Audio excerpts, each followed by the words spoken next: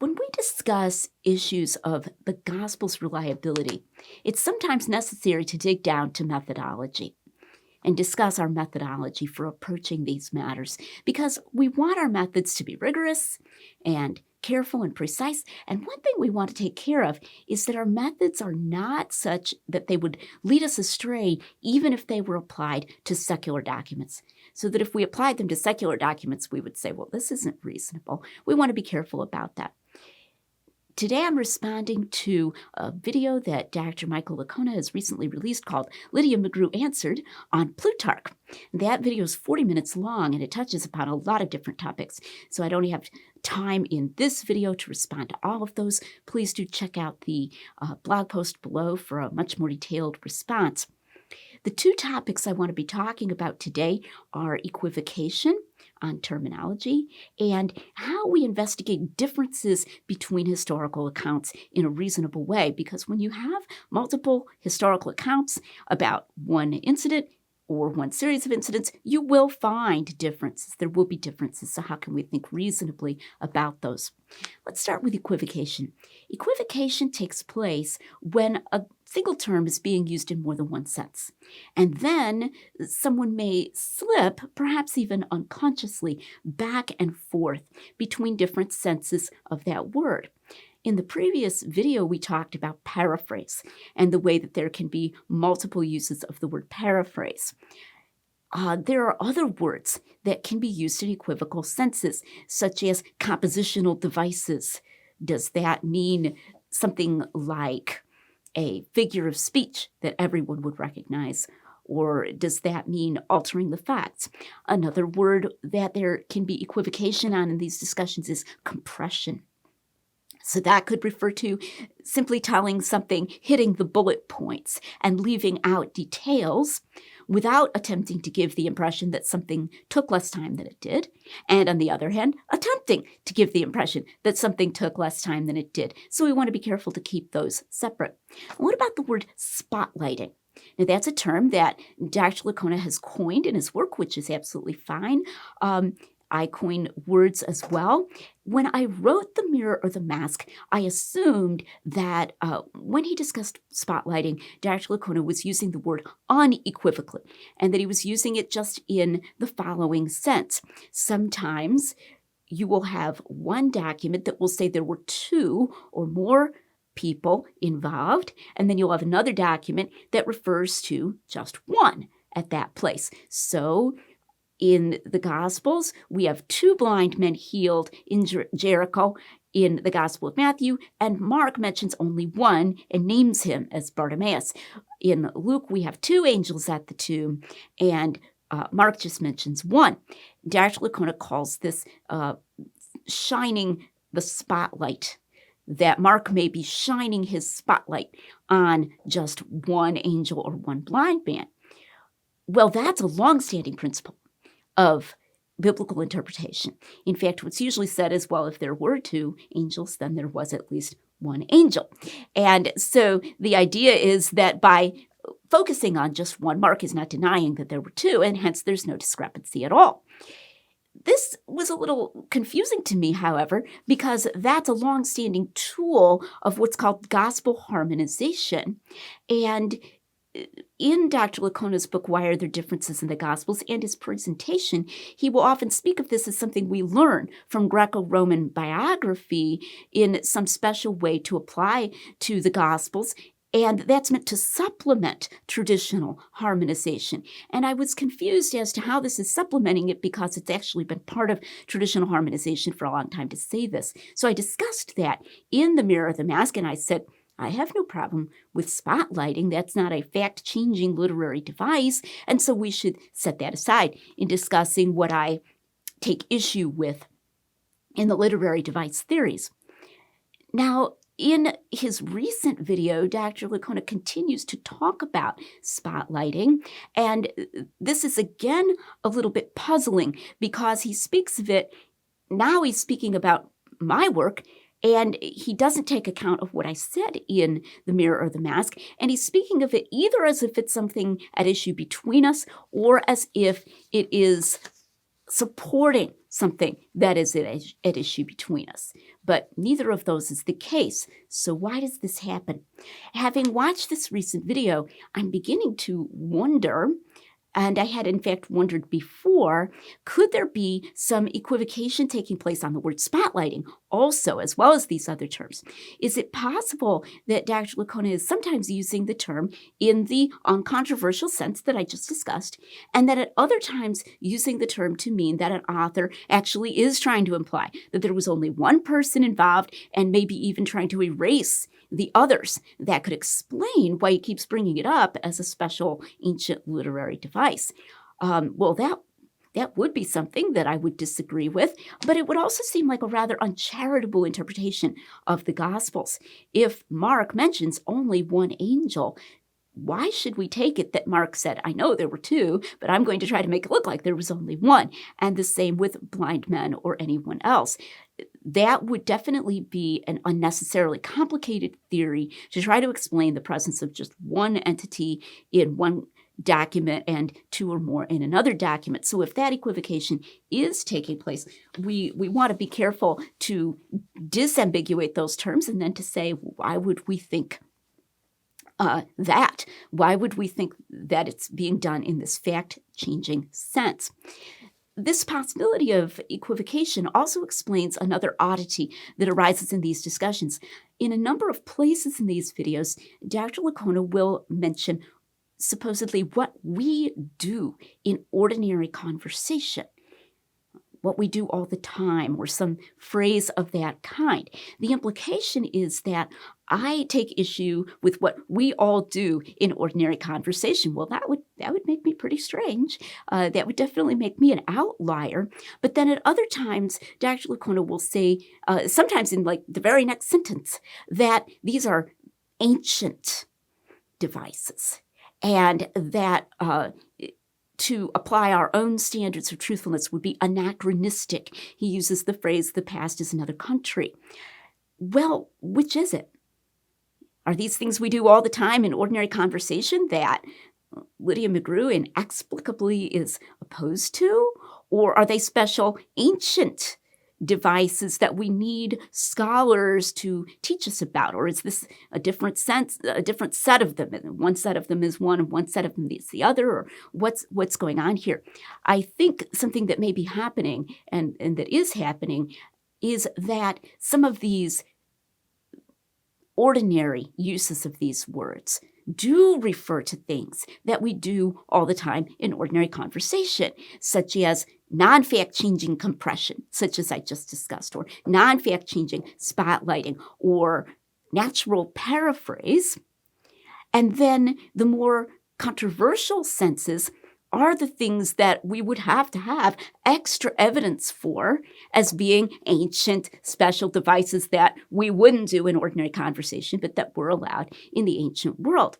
I can say right now, for the record, that there is nothing that I think was not found in the Gospels that is at issue between me and the literary device theorists that is something uncontroversially carried out by ordinary speakers all the time in ordinary conversation. Not one, not even the more mild of the options, some of which we'll discuss later, the more minor of the changes, such as making up a question that you know nobody asked, or making someone be present that you know was not present. Those are just not things that we do in ordinary conversation. For example, what I call dyschronological compression, which is where you try to make something look like it happened over a shorter period of time than it did, is not something that honest people do all the time nowadays in ordinary conversation. If somebody did do that, it would confuse you about how much time it took place, and he would know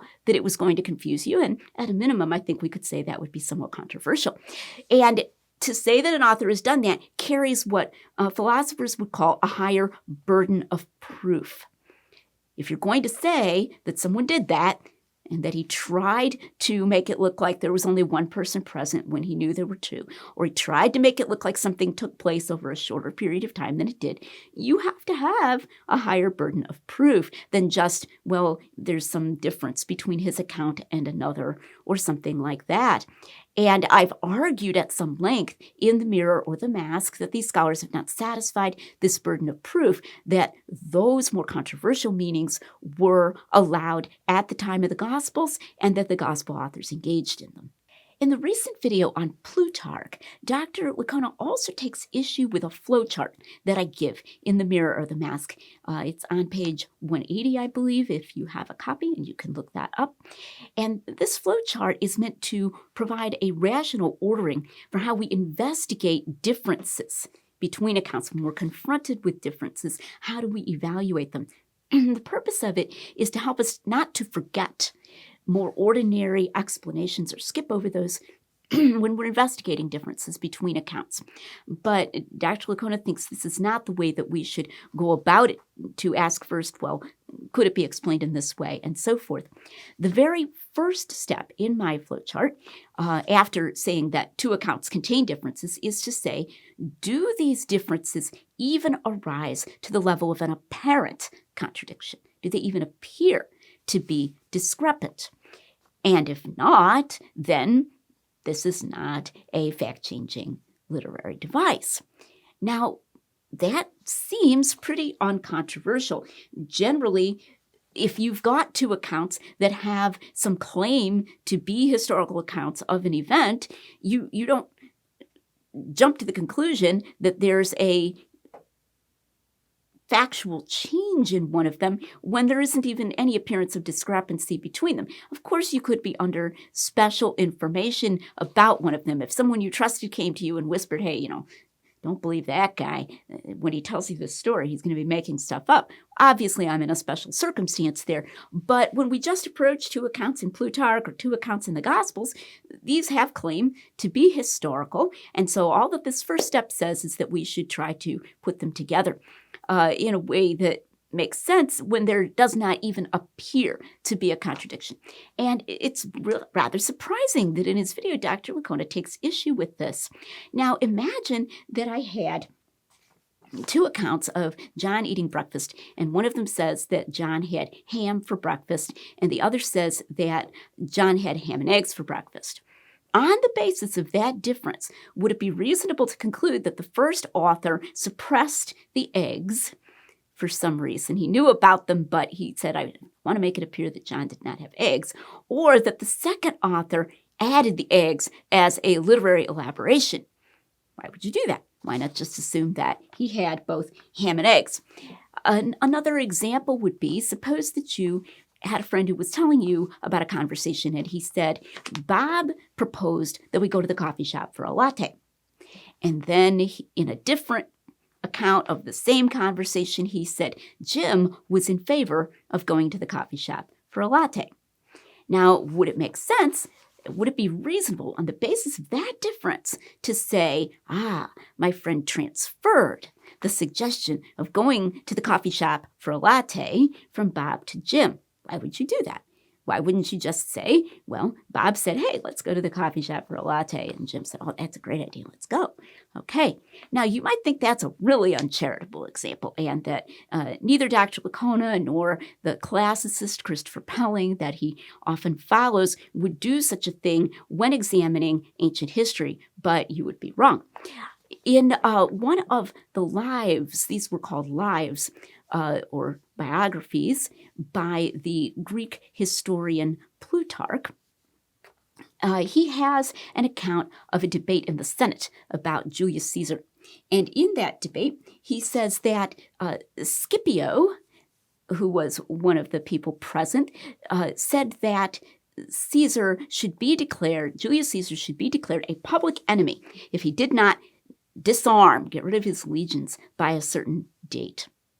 And then in another life, the life of Pompey, Plutarch says that a different person, Marcellus, said that he should be declared a public enemy if he didn't disarm by a certain date.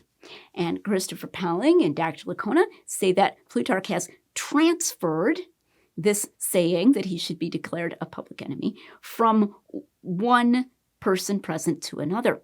Similarly, in the life of Caesar, one person, Lentulus, calls Caesar a robber. and he's no better than a robber. And then in the life of Pompey, this same guy I mentioned before, Marcellus, says that he's a robber. And the wording is not exactly the same and so forth. And again, what Dr. Pelling and Dr. Licona do is that they say that Plutarch has transferred, that he's in fact conflated the logia and transferred them both to Marcellus. Now, this seems to me to leave out of account the way that the real world works. In political bodies, do we find that multiple people who are opposed to someone utter the same insults toward that person? Yes, all the time, on both sides of the aisle. We find this going on, that they will say the same negative thing, the same insult. Sometimes we call that talking points. These are just groups that are united by shared thinking, and then they're going to make the same insult to their political opponent. That's very probable. What about a motion that something be carried out, such as that Caesar be declared a public enemy if he doesn't disarm? Do we find that in a political body, one person proposes a motion and another person affirms that motion and expresses his support for it? Well, yes, all the time. That's the common way that a public deliberative body works. And in fact, Plutarch recounts such debates in the Roman Senate all the time. So this is what happens when we don't observe that first step of the flowchart to see if they even rise to the level of an apparent discrepancy before saying that there's been a fact-changing literary device. To bring this back to the Gospels, this is how we get what I call, in the Mirror of the Mask, utterly unforced errors. Call them utterly unforced errors. And this is what I would call an error, where an interpreter will allege or raise as very plausible the theory that one of the gospel authors has changed or added something that didn't happen when there isn't even an apparent discrepancy with any gospel. So discussing John the Baptist, we have in Mark, the narrator quotes Isaiah, the voice of one crying in the wilderness, prepare the way of the Lord. He's quoting Isaiah there, and he's applying it to John the Baptist. In John's gospel, we have a dialogue between John the Baptist and messengers from the Jewish leaders. They come to him and they say, "Who are you? Are you the Christ? Are you Elijah? Why do you baptize if you're not the Christ and you're not Elijah?" And so forth. It goes back and forth. And he eventually says, "I am the voice of one crying in the wilderness." So there, John the Baptist takes that to himself. Now, is there even an apparent contradiction here? No, obviously not. In fact, you could even argue that perhaps the reason that Mark associates that verse with John the Baptist is because John the Baptist applied it to himself. That's a conjecture, of course, but these two are easily, even we could think of them as mutually confirmatory. Surprisingly enough, in Why Are There Differences in the Gospels, Dr. Licona raises the theory that John transferred the saying, "the voice of one crying in the wilderness," to John. John the Baptist, that is to say, from, I guess, the narrator in Mark. Now, why would you think that? After all, the whole conversation doesn't even take place in Mark. It's an additional conversation that John is giving us.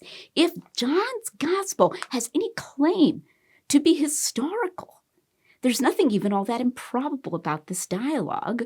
Why can't we just accept that he's giving us additional information about what John the Baptist said? So that's what I call an utterly unforced error. Dr. Licona hastens to add that perhaps he did really say it, but he uses the phrase, "it is impossible to know."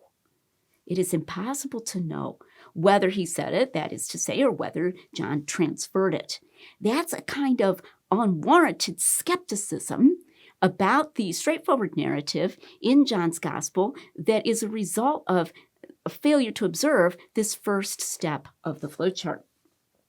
Now, at a second step in my flowchart, I ask, okay, suppose that, at least in the view of the interpreter, these differences do rise to the level of an apparent discrepancy. All right, then I ask, can they be harmonized without undue strain?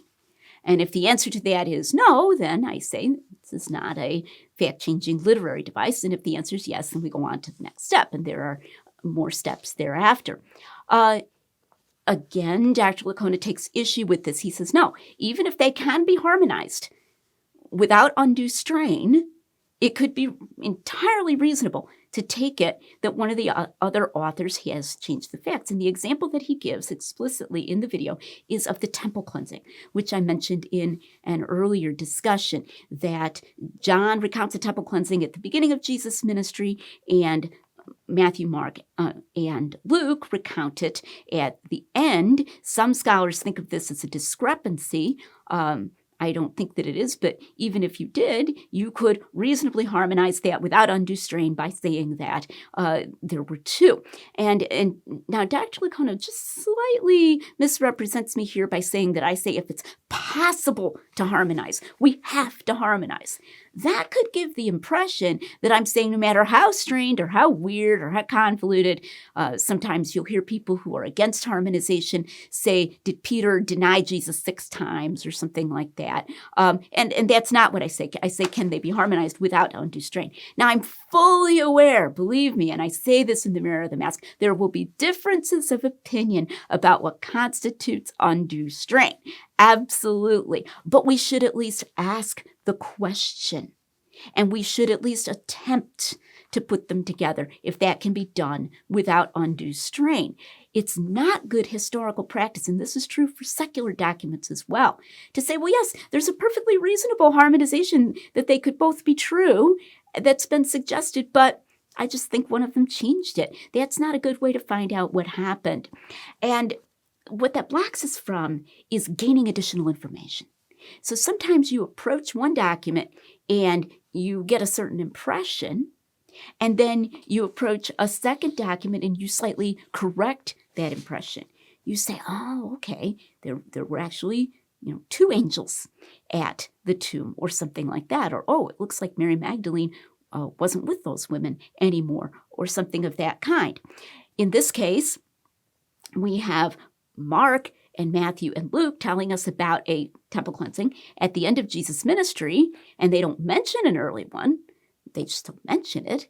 We might not think there was one. Then we go and we read John's gospel, and he tells about a protest of this kind that Jesus carried out at the beginning of his ministry. In that way, we gain additional information. If we ignore the realities of living history, we cut ourselves off from this additional information. Remember that the Bible says that all of the books in the world could not contain all the things that Jesus did. So we don't want to do that. Cold case detective and apologist J. Warner Wallace says the following about these kinds of methods. I see people now, even people who are in the Christian camp, our brothers and sisters who are theologians or historians or textual critics, they compromise something on the part of the author. Oh, this is a form of biography in which it was not unusual in the first century to exaggerate certain details. Really? I mean, if you took that approach with the cases I work, you'd never solve a case because you will see differences between authors. And unless you think there's some genre of eyewitness testimony that's offered in 1975, when this thing was written, and there isn't, this is just what eyewitness testimony looks like. So I'm always careful not to jump into some theory that a historian or a theologian is offering about why there might be differences, because I'll bet you that guy has never interviewed eyewitnesses. And if you have done that for a living, you'll realize that there is no reason to jump to other explanations. This is just what reliable eyewitness testimony looks like. Wallace is completely correct here. In fact, if we consistently applied these methods to history, to testimony in court, and so forth, we would actually erase the natural causes of variation. We could just call them all compositional devices. I'm not saying that these scholars do consistently do that, but they could. And if they did, we would not be able to learn from these kinds of natural variations in history, and we don't want to do that. It's important to recognize, as I've talked about in this video, both how equivocation and how jumping to conclusions and jumping past ordinary explanations can make it difficult for us to learn properly from history. Thanks for watching. Come back next time when I'll be talking about undesigned coincidences and how they intersect with these compositional devices.